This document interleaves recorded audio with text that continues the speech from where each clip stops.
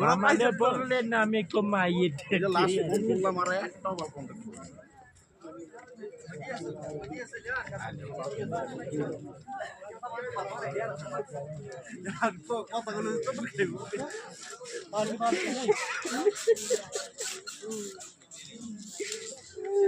কি আমাদের কি চোখে পড়ে না?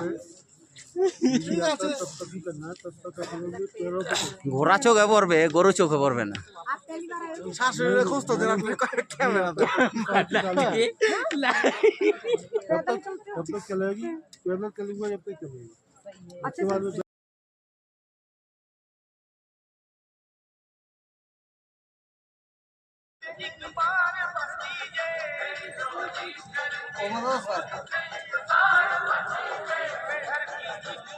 ঘোড়া লাইন ধরে দাঁড়িয়েছে, প্রকৃতির অদ্ভুত নিদর্শন। পাহাড়ের নিচে যাচ্ছি, আবার উপরে উঠতে হবে বাবা অমরনাথ দর্শনে। একবার উপর নিচ, নিচে উপর করতে করতে আমরা যাচ্ছি। নিচে এদিকে নদী বয়ে যাচ্ছে।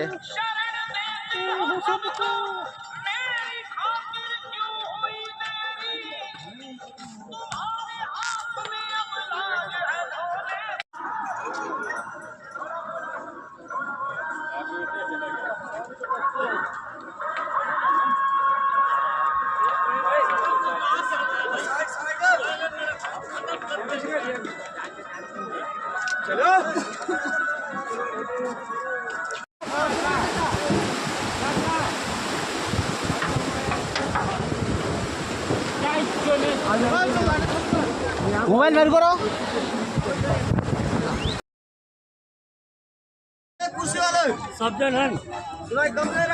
হর হর মহাদেব।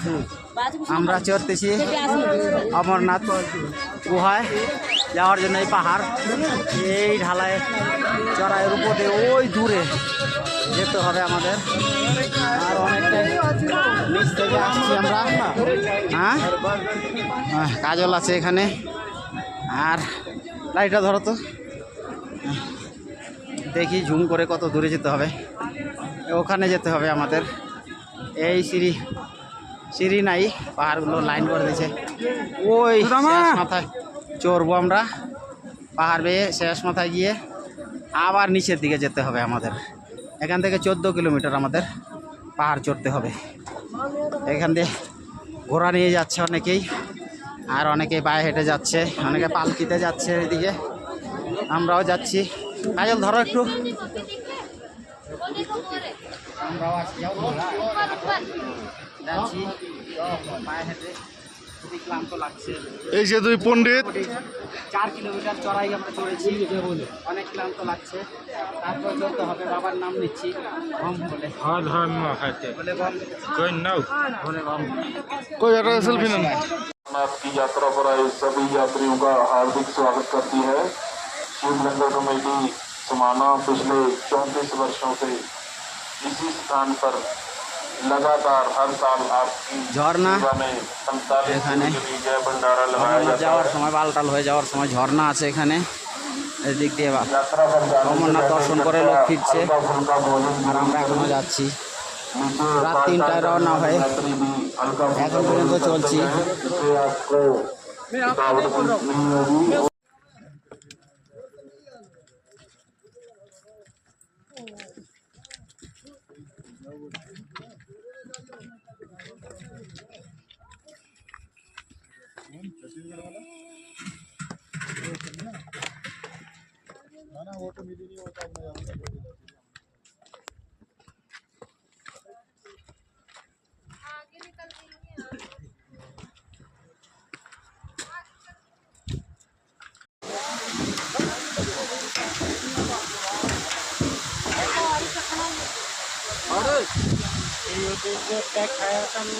অপরূপ দৃশ্য।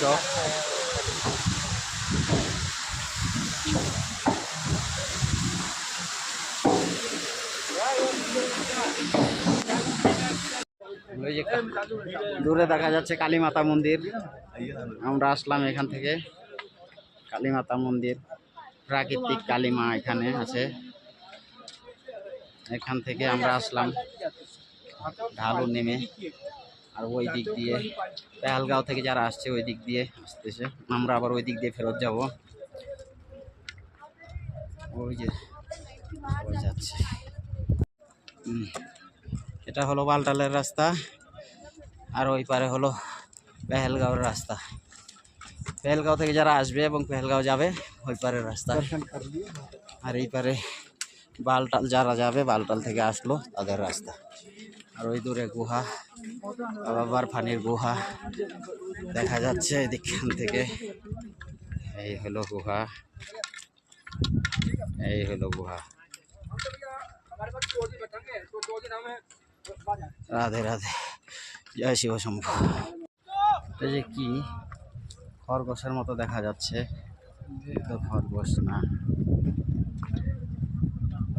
বনের এই পাহাড়, পাহাড় খাড়া পাহাড়, বামে পাহাড়, সামনে পাহাড়, ডানে পাহাড়, পিছেও পাহাড়, মাঝখানে বাবা বরফানি প্রতিষ্ঠান অমরনাথ এর বাবা অমরনাথ। এখানে মা পার্বতীকে অমর কথা শুনিয়েছিলেন, এখানেই অমর কথা।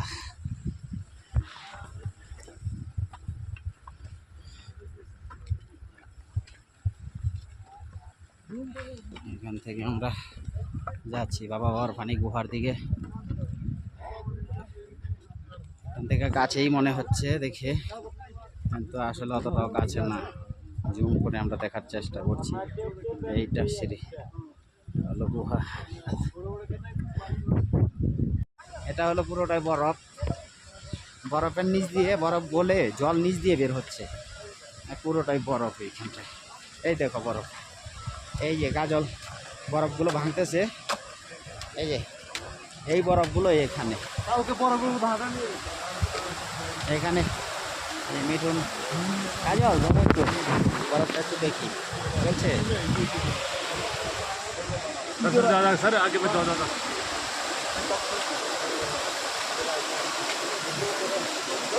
আমি বিশ্বাস করছিলাম না, কাজল বরফ, ভাবছি এগুলো বালি। अरे उससे मतलब वो पूरे गला असुविधा होती है। वो गिर सकता है, आपको और चोट लग जाएगा। हाँ